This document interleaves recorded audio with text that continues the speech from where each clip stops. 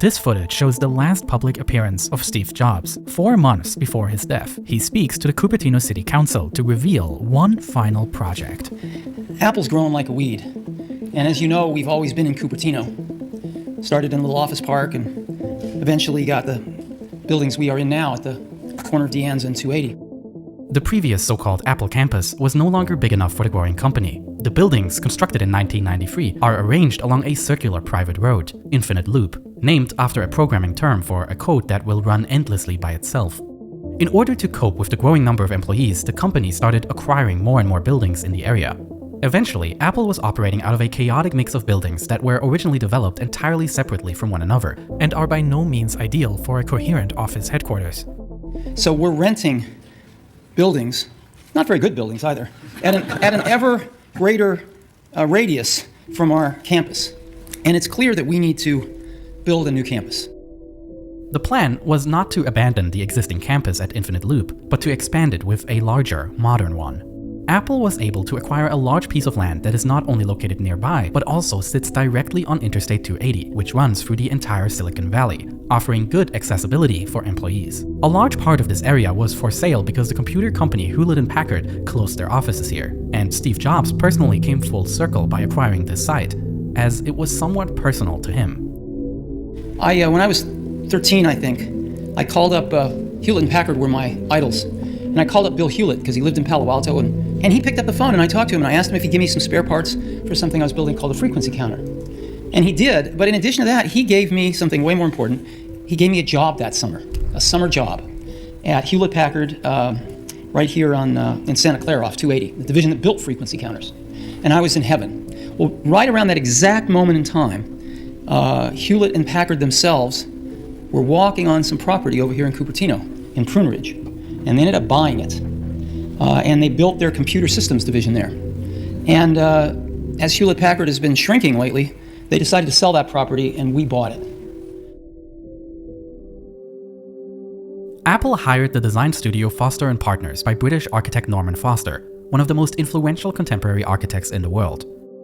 Foster's career initially took off in the 1970s when he made his name by creating machine-influenced buildings that borrowed industrial design elements for a modernist look.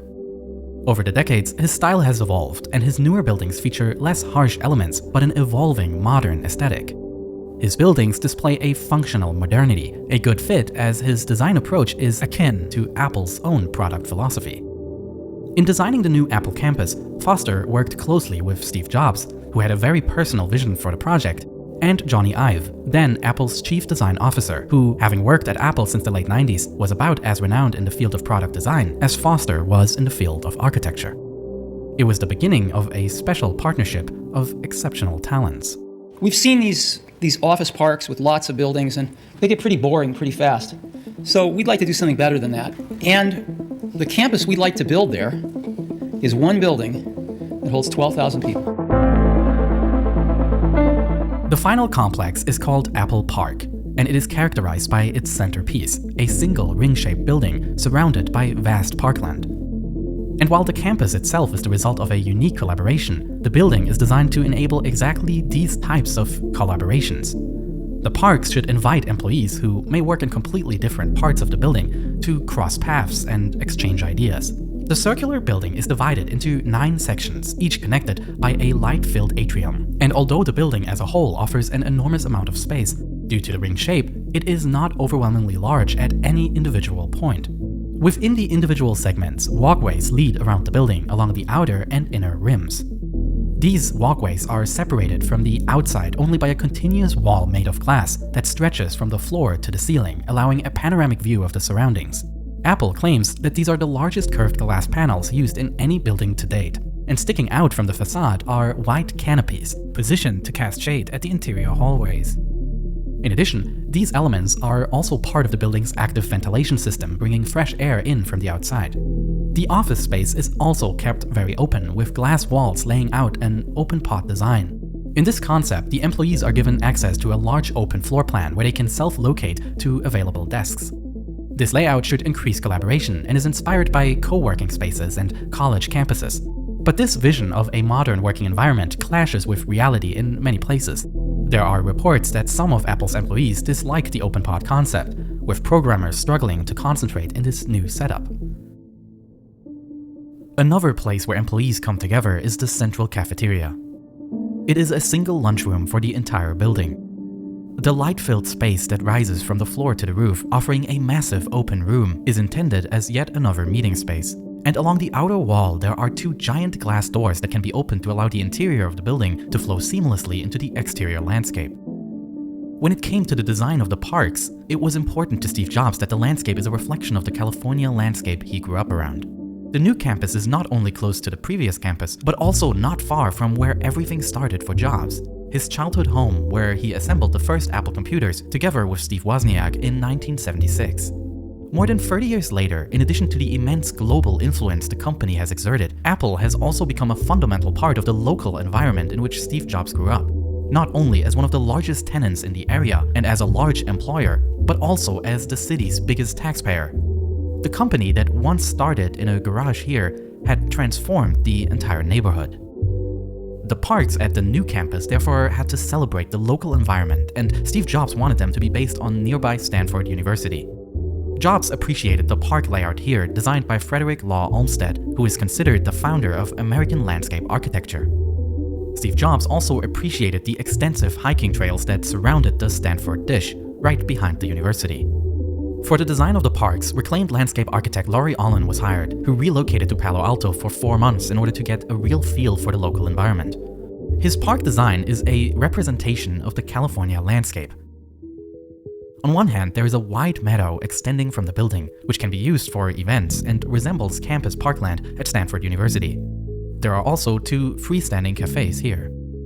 Adjacent behind are several rows of an orchard containing over 800 fruit trees, referencing the Bay Area's countless fruit plantations. And then there is this man-made pond, again referencing the waters of the surrounding area, which enable all the greenery to exist.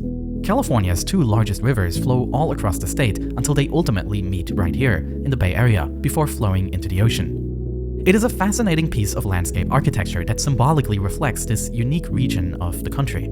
And all of this is surrounded by different types of oak trees that structure the landscape both inside and outside of the building, creating a natural-feeling parkland that connects the different parts of the building with pathways.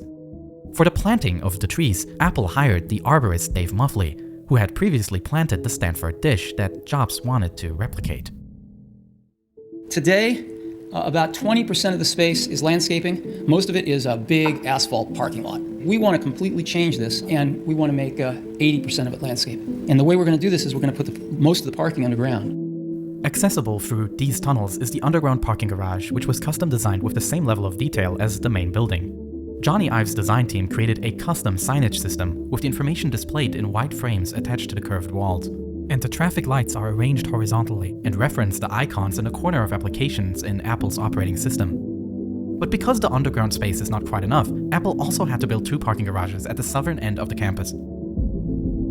Located in the top left corner is the Apple Park Fitness Center. On the outside, there are facilities for team sports like volleyball, basketball, and soccer, while inside there is a full fitness studio accessible to Apple employees only. Located on the other side of the park is a building that regularly is open for outsiders during Apple's press events at the Steve Jobs Theater. However, only the entrance pavilion is visible above ground, because the actual auditorium itself is completely underground. The theater is used for the presentation of new products by the company and can seat 1,000 people. The award-winning pavilion above ground stands out for the fact that there are no support columns. The roof is made of a light carbon fiber panel, and the entire structural load is carried directly by the glass. It's the largest structure in the world that is solely supported by glass, and the electrical wiring and sprinkler pipes are completely hidden along the thin silicon joints between the curved glass panels. Inside, there is a glass spiral elevator that rotates in such a way that only one door is necessary. It is just one out of countless details that were specifically created, such as custom-designed elevator buttons, door handles, or even specially designed pizza boxes for the cafe, which Apple even patented.